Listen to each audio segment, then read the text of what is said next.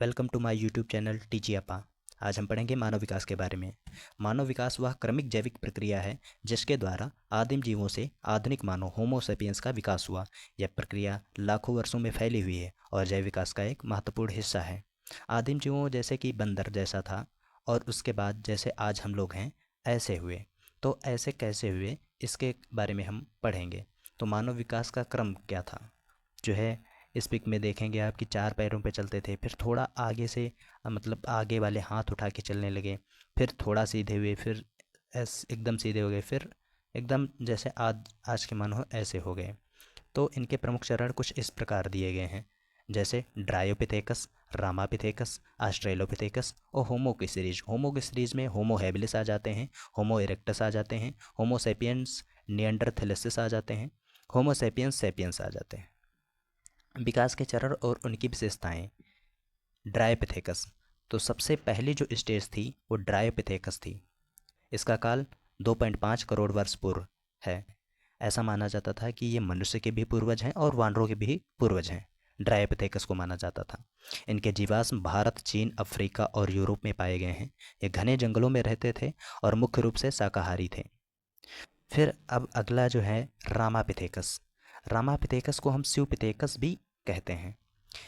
इनका काल 1.2 से 1.4 करोड़ वर्ष पूर्व माना जाता है। मध्य मियोसीन युग से ऐसा माना जाता है कि रामोपिथेकस हुए।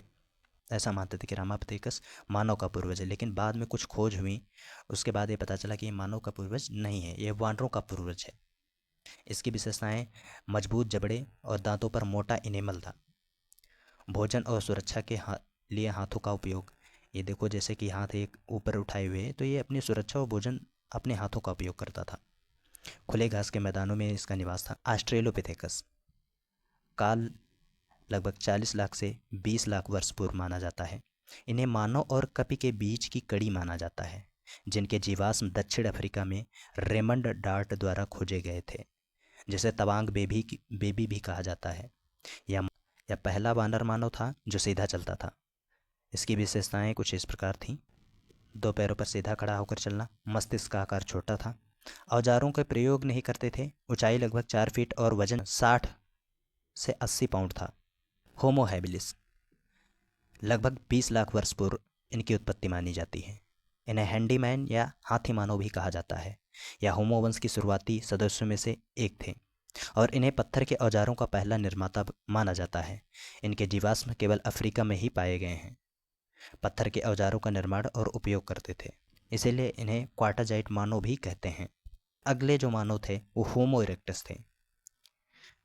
लगभग 15 लाख वर्ष पूर्व इनकी उत्पत्ति मानी जाती है। इरेक्ट का मीनिंग होता है सीधा, तो इसका शाब्दिक अर्थ निकल रहा है सीधा खड़ा आदमी।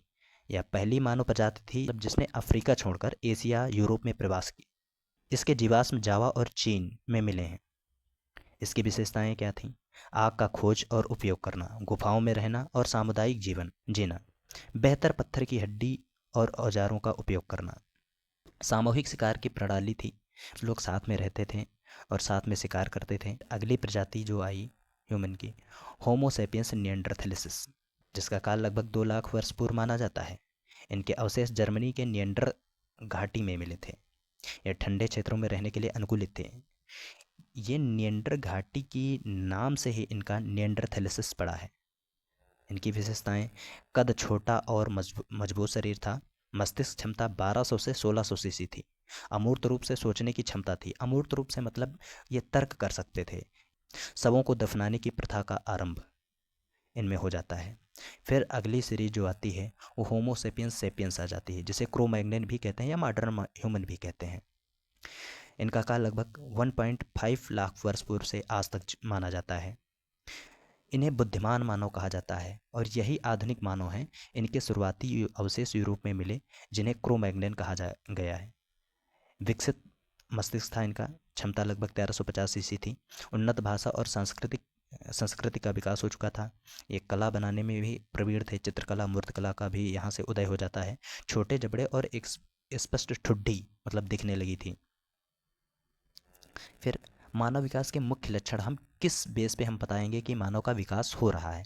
द्विपाद चाल मतलब 2 पैरों पे चलने की क्षमता, जैसे हाथों का उपयोग अन्य कार्यों के लिए स्वतंत्र हो गया। पहले क्या था, चारों पैरों से चलते थे तो वो अन्य काम सिर्फ मुंह से करते थे, हाथों से नहीं कर पाते थे। अब द्विपाद मतलब अब दो पैरों पे जब चलने लगे तो हाथ फ्री हो गए थे, अब हाथों से अब काम करने लगे थे। मस्तिष्क के आकार और जटिलता में वृद्धि, जैसे सोचने, योजना बनाने और संवाद करने की क्षमता भी बढ़ी। मतलब अब ये सोच भी सकते थे, अमूर्त रूप से सोच सकते थे, योजना बना सकते थे और संवाद करने की क्षमता भी बढ़ी, मतलब आपस में बोलचाल भी कर सकते थे। पत्थर, लकड़ी और हड्डियों से विभिन्न प्रकार के औजार बनाने की इनके पास तकनीकी आ गई थी, औजारों का उपयोग करने लगे थे। सामाजिक संगठन मतलब ये समूहों में रहना सीख गए, एक दूसरे को सहयोग करना सीख गए और जटिल सामाजिक संरचनाओं का निर्माण भी सीख गए। संचार के लिए भाषा और भावनाओं को व्यक्त करने के लिए कला का विकास किया। कुछ जो भाषा थी वो कला के माध्यम से ये लोग प्रेषित करते थे। भारत में मानव के विकास के साक्ष्य कहाँ मिले? तो भारत में प्रारंभिक मानव गतिविधियों के प्रमाण कई स्थानों से मिले हैं, जैसे नर्मदा घाटी, यहाँ से मानव खोपड़ी के प्राचीनतम जीवाश्म मिले हैं।